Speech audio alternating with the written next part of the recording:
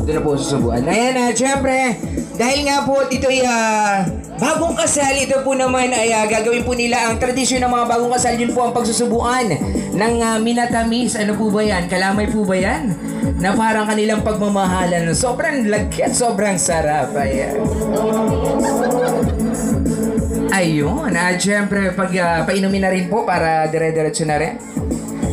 At syempre, ang money treasure, meron po ba? Meron, ayan. Wag lang pong isasaboy po ha, yung bigas, wag pong isasaboy. Dakutin na lang po dun sa may ano, dun sa flour lang po. Sige, pwede po ba lang isabog, ano? Ayan, flour is yan, kumain sa yan.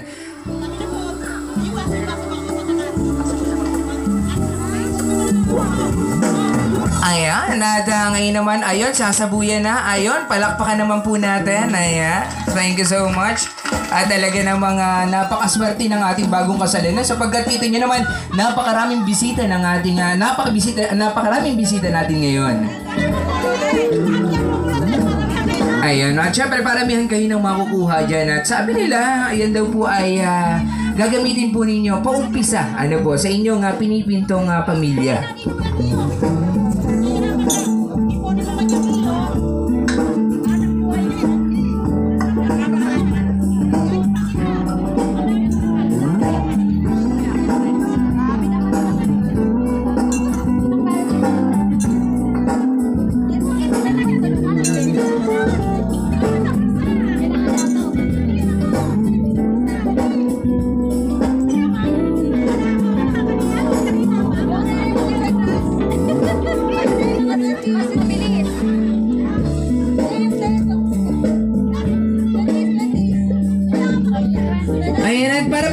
Sa ating mga ninong at ninang, hindi na lang po natin kayo palalabasin. Ano po, kayo po ay aming tatawagan na lang at paki-wave na lang po ang inyong kamay mamaya-maya po. Ano po, para ma-recognize po natin kung sino po ba sila. Ayan.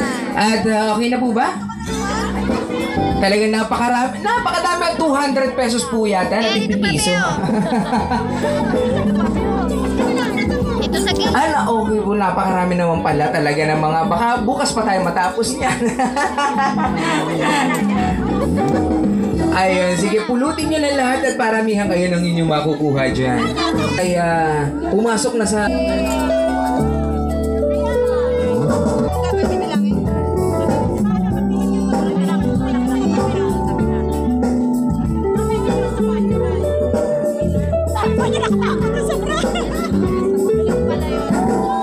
At syempre nga naman ay bigyan po natin ng masigabong palakpakan. Ayan, kaya dahan-dahan lang, walang pupuntahan na kundi sa unahan lang. Kaya dahan-dahan lang ang lakad.